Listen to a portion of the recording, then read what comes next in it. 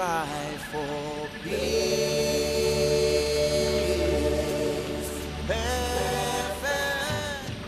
Since 1963, the quest for African unity has been inspired by the spirit of Pan-Africanism, focusing on liberation, politics, and economic independence and self-reliance. Building upon history, the African Union, together with the United Nations Economic Commission for Africa, is implementing Africa's economic roadmap for the next 50 years, a long-term development plan christened Agenda 2063.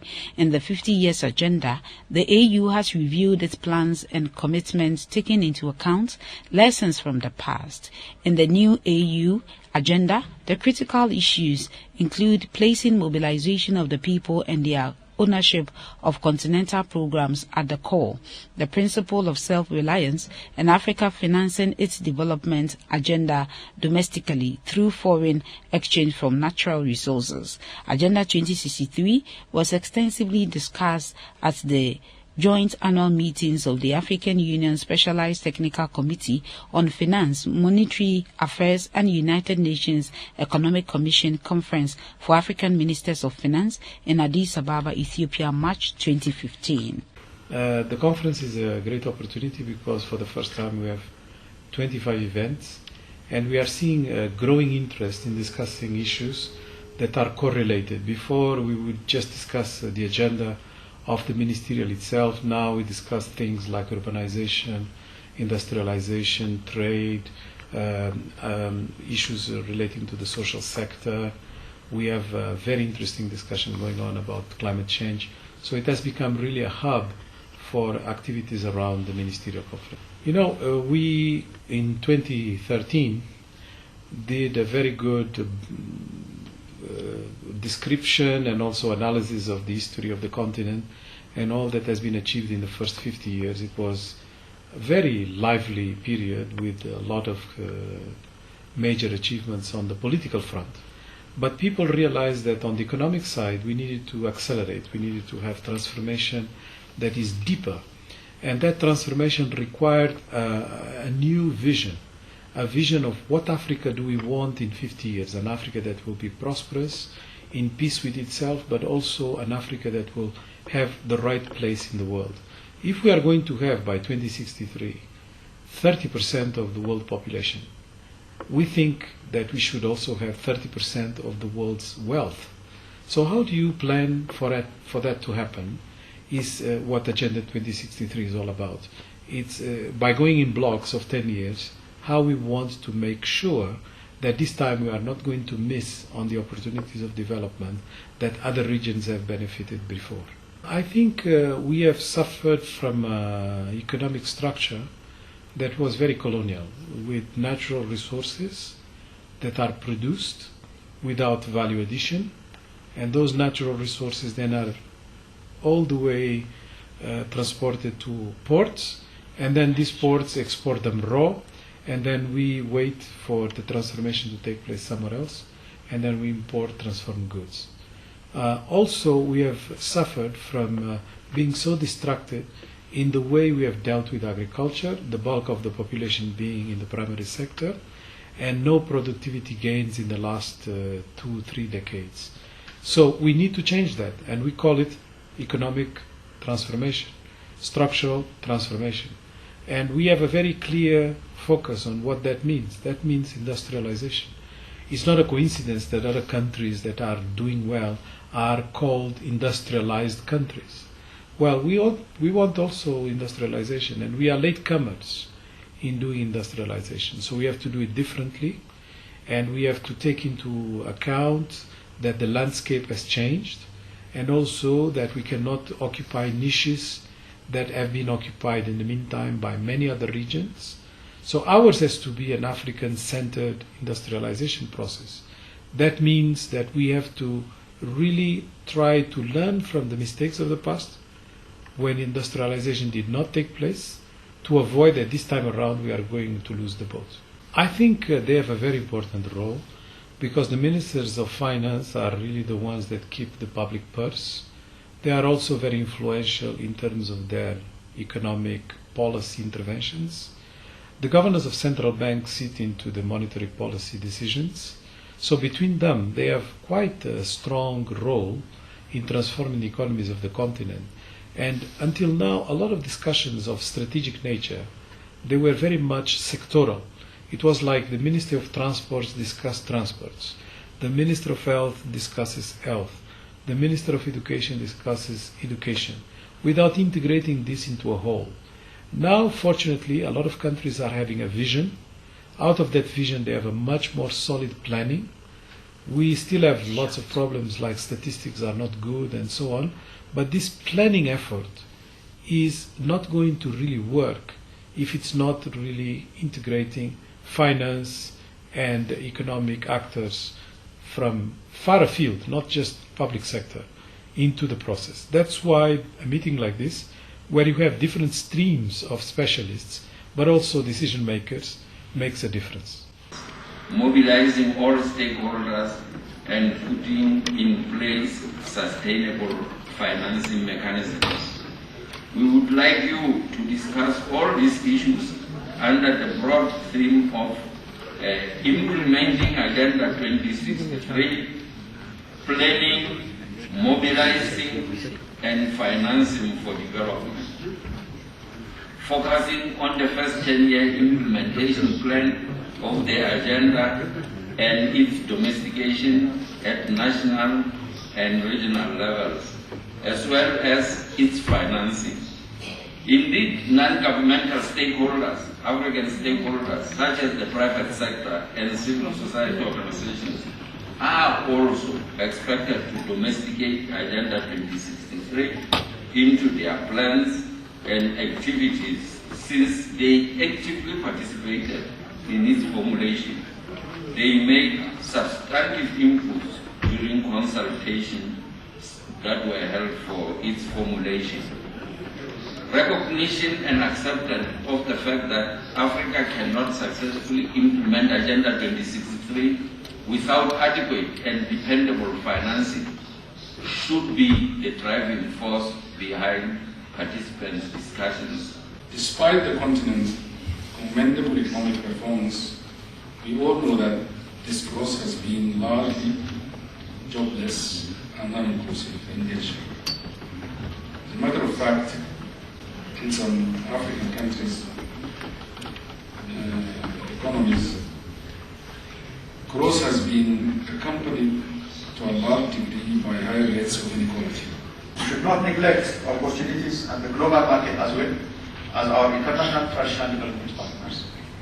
We need to tap into international resources, world trade, capital systems, and to strengthen global economic governance, and continue to voice our needs and desires, and call upon the international community to support African initiatives taking into account this agenda. We should also note the relevance of channeling initial investments towards setting the policy and infrastructure environment and capacity development essential for mobilization of sustained domestic finances, such as strengthening the tax system, encouraging economic growth, industrialization, structural economic transformation, infrastructure development, good governance, and fighting corruption and rent seeking. In conclusion, ladies and gentlemen, I would like to reiterate the Ethiopian government's continuous support to this initiative, and that it is at the full disposal of the continent for the achievement of Agenda 2063. Over 1,000 participants attended the conference, including 50 African ministers of finance, planning and development, central bank governors, and key leaders from business and academia. The ministers of finance and bank governors deliberated on the role of finance and how to put together a better framework to enable banks and financial services play a more active role in driving the transformation agenda. Member countries are to, among other things, focus on domestic resource mobilization, as Africa needs not only funds but a more effective and inclusive means of channeling funds where they are needed. Economists and financial experts say implementing Agenda 2063 is considerable, particularly with regard to regional integration, intra-African trade, infrastructure, climate change, among other issues. qu'ils n'ont cessé de nous réserver, mais aussi parce que c'est une expérience extraordinaire que d'être le témoin privilégié de la transformation socio-économique de l'Éthiopie et de s'inspirer de l'énergie et du dynamisme avec lesquels les réformes sont menées dans ce pays. C'est avec la plus grande reconnaissance que je mesure la valeur du partenariat stratégique entre la CA, la Banque africaine du développement et l'Union africaine. Now, a lot of people tell us Agenda 2063 is ambitious.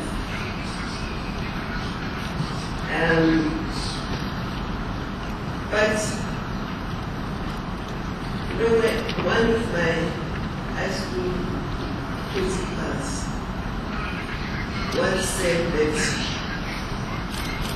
a person who is not ambitious is a danger to society. So, I don't know why it's a problem if this is ambitious. We should, Africans have a right to be ambitious, and we are. And we want to ensure that within the coming 5 decades, Africa becomes a continent that is integrated, people-centered, peaceful, and prosperous, and creates a dynamic moving the world. We all know exactly what Africa needs going forward on integration, prosperity,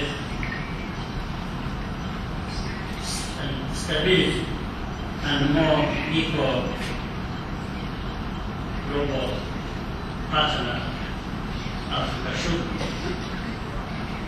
But there is value in once more reviewing these plans, as long as we can understand why we are not there yet. Are we able to find a different way of approaching our long-standing challenges that will give us consistent results that we want? Allow me to offer a few thoughts on how we can build new momentum. First, we have become used to thinking about development as something we do with money or other means coming from outside of our countries or our continent. However, we must continue to challenge ourselves, focusing on and making better use of what we already possess. The level of public investment required to shift to the global supply of clean energy is in the range of 116 to 139 billion. If the private sector can invest about 558 to 581 billion, as they've been doing. The green investment gaps for low carbon energy supply and energy efficiency at the global level, based on CO2 emission reduction targets, stands at 1 trillion annually over the next 30 years. The projected annual shortfall to drive this low carbon energy transition in developing countries is also quite huge. Importantly, opportunities to upscale renewable energy on the continent. Having the time to both host and think about these issues in the way that you do in your capacity as the Economic Commission for Africa, I think this slip of the tongue is actually indeed small island nations are doing, to describe a different focus on the future of their economies, just like we in the end decided to take the term green economy because we wanted to signal that the future of economic development will be increasingly defined both by environmental changes that are happening, but also by future prospects for an economy that, if calibrated differently, will actually solve a number of challenges of resource-constrained economies. We are seeing the net loss of arable productive land as we talk about doubling food production. We are seeing 3/4 of this continent's population not having access to electricity. So that means adding 700 million people to the electricity grids over the next 20, 30 years. That would essentially be the equivalent of adding another Chinese energy economy of the 20th century to the global carbon dioxide footprint in the atmosphere. Now, these issues can either be a doom and gloom scenario, or they can allow us to rethink the way we will actually manage these issues. And so from valuation to make explicit the centrality of managing resources sustainable, maintaining natural capital, the natural wealth of economies, we move into the second realm, which is if you destroy it and on top of that add the pollution footprint that urbanization, mobility, industrialization have brought in the 20th century model, you are creating enormous risks. And that is the second reason why the green economy discourse has become such a critical part of our contemporary thinking. The risks that we face today are not any more abstract planetary risks only. Carbon dioxide emissions in the atmosphere may seem a long way away from an African farmer's next harvest. And here comes perhaps the sort of Hollywood-like ending that nobody really believed in a few years ago, and yet, you know, the reality is that if you start valuing, you start recognizing the risks, you suddenly start creating with a certain set of policy settings that you have just alluded to, a set of opportunities that turn, in theory, what are challenges and risks into significant opportunities. Nowhere is this more evident than in the explosion of renewable energy into our global energy matrix. I would like to just remind you of how energy economists and energy planners the energy matrix of the year 2014, just 10 years ago. It was one where renewable energy would hardly make a difference, where certainly for developing economies, renewable energy was irrelevant. It would be the privilege of the rich, and it would be inaccessible, technologically not right, unfinanceable. And the architecture that should govern that, then I think we can elongate the space and also connect the threads with other forms of financing for sustainable development. So that, I think, is the first conduit. The second conduit, I think, has been talked about quite a lot, and I think Mrs. Steiner talked about it, Mr. Lopez and others. And I think we tend to talk about it, but, you know, sometimes we forget when we talk about this that there is a great paradox when we talk about energy poverty in Africa, because it's a nonsense.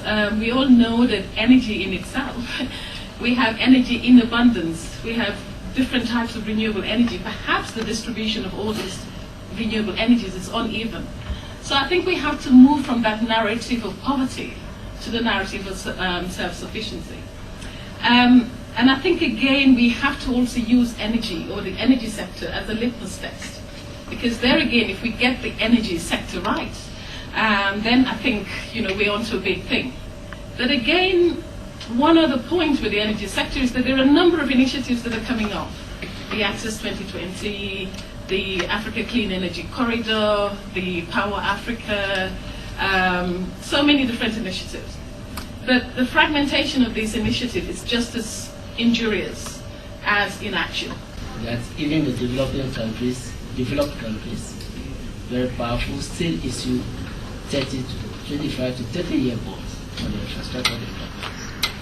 And therefore, I think that part of the discussion should focus definitely on domestic resource mobilization.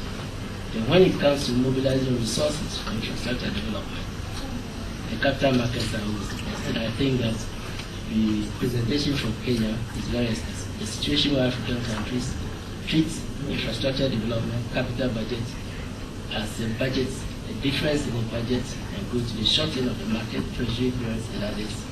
You know, even when they borrow 85% and they have to complement their 15% from the shortening of the market, it's not sustainable.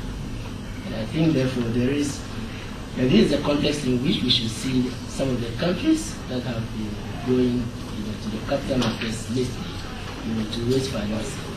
Obviously, there must be ways of minimizing the risk, such as the establishment of sinking funds, you know, and others. You know, we do not have much time, you know, to discuss this issue.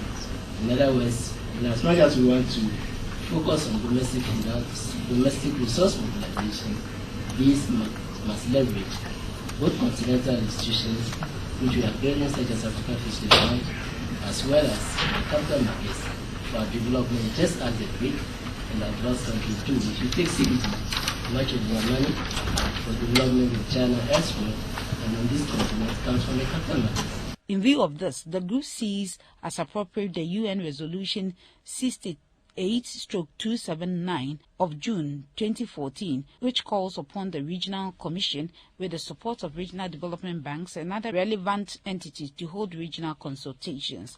This is because African countries need to leverage on progress that has been made and continue to build robust institutions that maintain and improve the business environment, economic governance, and macro indicators, the outcome of which could serve as an input to the preparations for the third International Conference on Finance for Development, FFD. Here are some of the issues and challenges that were raised. Practices, and yet there are those who may not be willing, and therefore they will use that as a competitive advantage, because you may have to take some hard decisions in terms of where to direct your financing.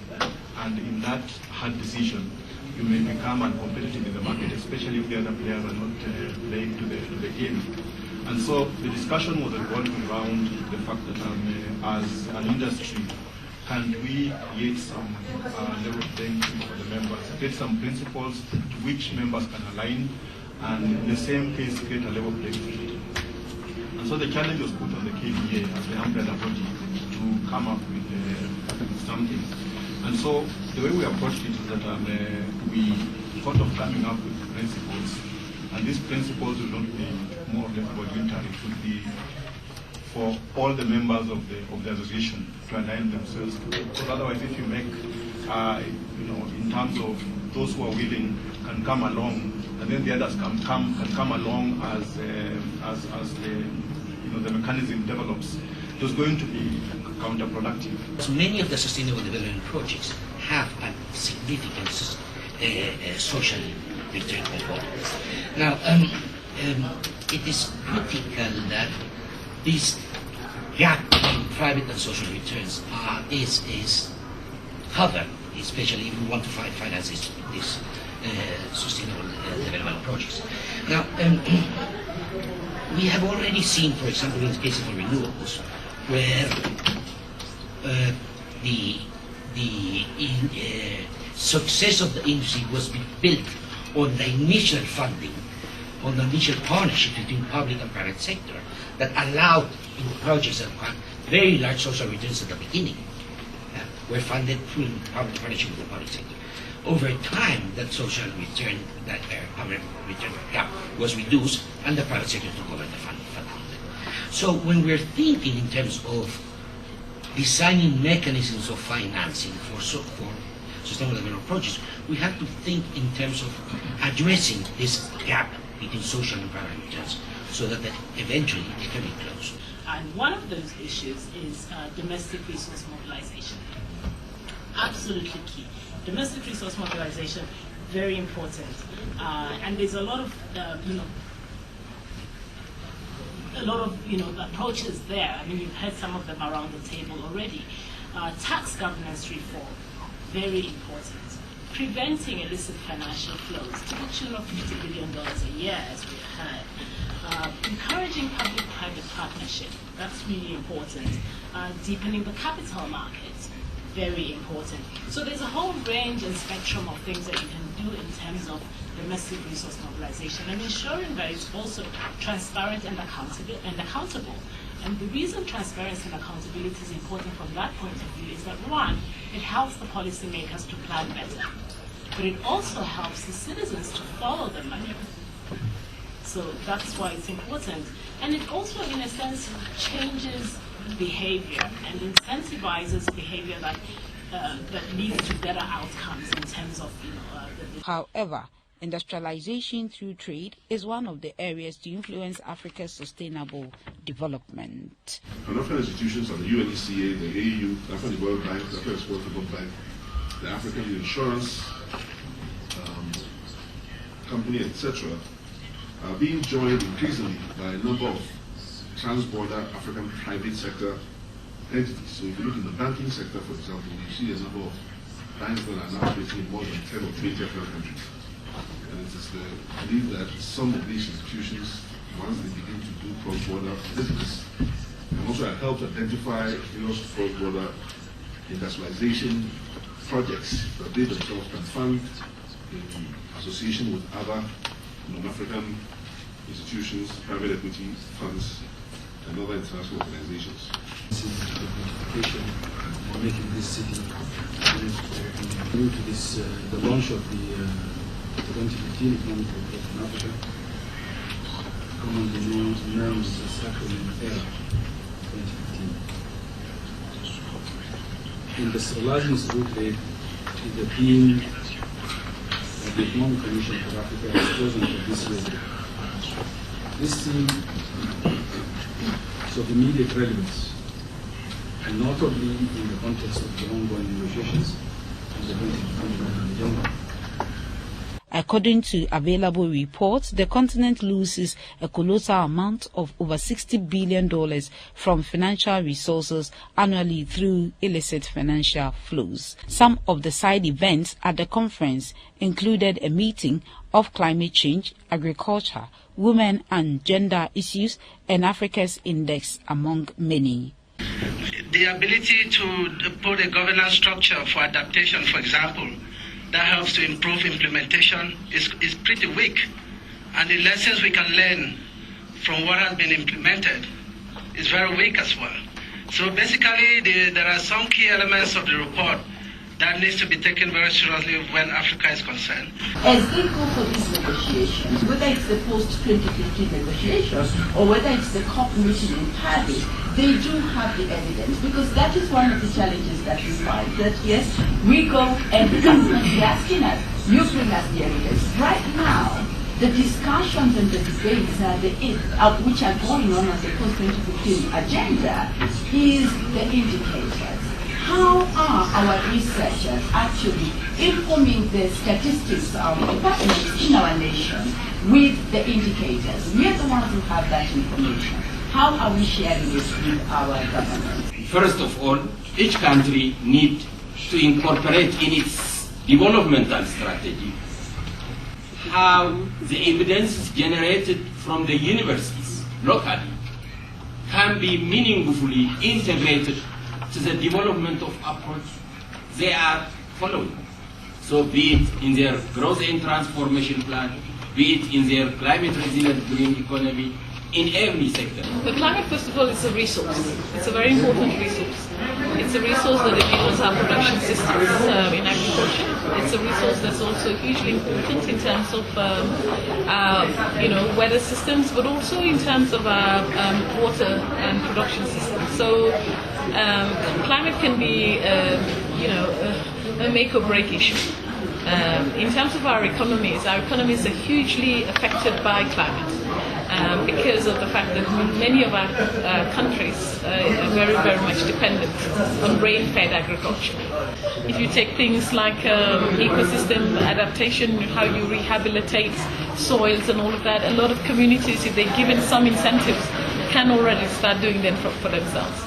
And I strongly believe that when you talk about adaptation, which is what Africa is primarily interested in, adaptation is not something someone comes and does for you. Adaptation is something that you do for yourself. So I think that governments can provide incentives. Governments can find ways to formalize certain structures that already exist.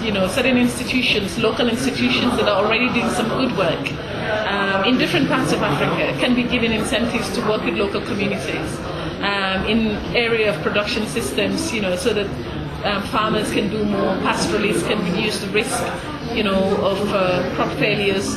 So I think things need to be done not always at a, macro level, but at a micro level. Specifically, Aspiration 6 addresses youth and women. And for me, it's so crucial, and I think when the African Union Acting Director speaks, it will be interesting to hear how they are pulling some of the issues that are coming out of Agenda 2063 into the year of the women. And she will talk about 2015, which has been designated by the heads of states as the year of women, and the full title will get from Leila, the Director of Gender and the special advisor to the chairperson when he gives the remarks of the chairperson. So it's very important that this meeting is looking at Agenda 2063 and how to make it work for women. Often, I know as the coordinator of the African Center for Gender, I'm often accused that we are missing, the women are missing the most critical issues and events that are taking place on the continent. How are you positioning the agenda and the issues that should look at women? To cost it, because if we don't know how much it's going to cost, we don't know how much money we need to raise. The last thing is we need to be creative about the funding. So public financing, but also probably a very large innovative fund on the African continent that will look at economic empowerment for women, but not marginalizing the issue. We are the most underdeveloped continent because in the 20th century we did not industrialize. That is what is giving us the legacy of underdevelopment, including the impact, disproportionate impact of women. Now in the 21st century, the game has changed. We've missed out on the 20th century. Now it's about knowledge societies, knowledge-based economies and societies. It really is a game changer. And we need to ensure that this time round, African women do not lose out yet again, because we lost out in the first round. The conference was used to launch the 2015 Annual Economic Report on Africa titled Industrialization Through Trade. The African Union is determined to fast-track the establishment of a continental free trade area by 2017. The aim is to double intra-Africa trade by 2022, strengthening Africa's common voice and policy space in global trade negotiations and establish a financial institution within the agreed time frame. Above all, Agenda 2063 would help build effective, transparent, and harmonized tax and revenue collection systems and expenditure, reduce aid dependency, and enhance domestic savings, as well as double the construction of African capital markets in development financing. This will help render fully operational appropriate continental financial mechanisms and institutions. The agenda seeks to elevate African multilateral lending institutions to global status and reduce unsustainable levels of debts. An enabling environment for Africa's development is essential, including the mobilization of resources from all funding mechanisms for the implementation of Africa's priorities. The conference ended with a press conference. Other players, we didn't work on the capacity, on the skills that we need for implementation. And with Agenda 2063, we, as I said, at this point in time, there is a study going on to look at the different capacities that we need for its implementation and its monitoring. The third difference is that we did the other plans, but expected other people to fund the plan. We did not do the plans and say, how are we going to fund it? If you look at the previous plans, including the latest NEPA, the plan was there, but we trooped from capital to capital of the G8 looking for money.